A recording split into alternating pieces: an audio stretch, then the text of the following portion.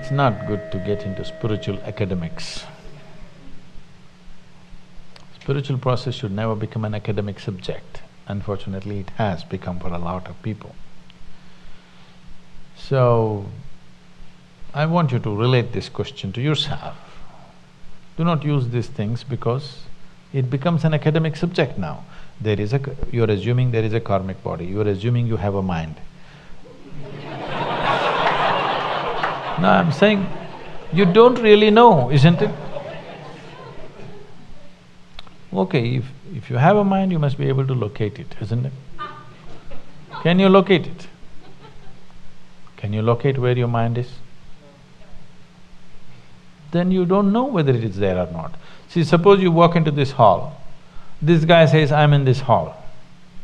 You look everywhere, you go behind this pillar, post, here, there, under this bench, everything. You don't find the guy. Do you have a doubt or no, whether this guy is in this room or not? Yes or no? This is the way, isn't it? So, you look wherever you want, there is no mind. Now, this is not just playing with words. You need to understand, if you want to explore this must come from your context, from the context of your experience of life. Only then it will come out well for you. Right now you're asking an academic question, anywhere you go the same thing, what is the nature of the Atman, what is the relationship between Atman and Paramatman?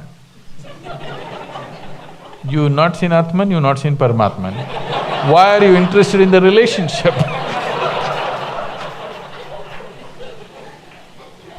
Atman, Paramatman means, for those of you who do not know, this is a common terminology in India. This means the soul and God. What's the relationship? You've not seen both. How do you know they have a relationship? Maybe they're divorced. If you look at the quality of life people are living, probably they're divorced, isn't it? So, don't go into academics of spirituality. Spirituality is not an academic process. It has to be an experiential longing to know. So, what you're trying to ask is, what is the impact of my past on my present working of my mind? You tell me, can your mind function without memory?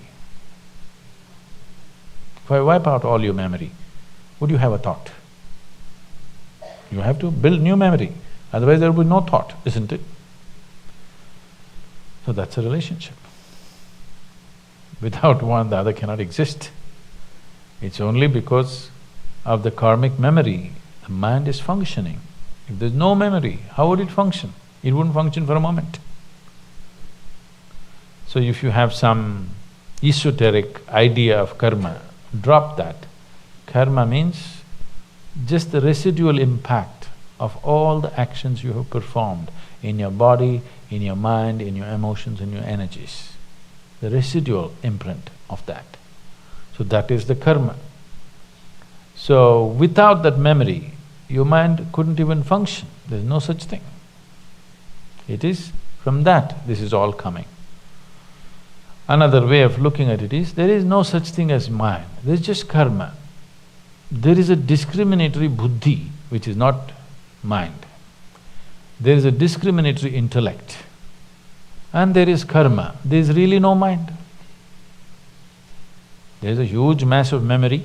With a certain discretion, you can pick what you want. But if you don't have the discretion, they just run right within yourself all the time. This is all that's happening. This is all that's happening with people. Because the discriminatory mind or the intellect has not been sufficiently developed or applied to, the past memory is running right.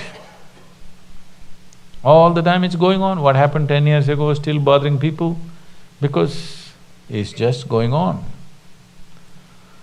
So, whatever ideas you may have, whatever intentions you may have, whatever ambitions you may have, the karma will overrun it because the necessary discrimination and awareness is not brought in. For this discretion, you need a certain level of awareness.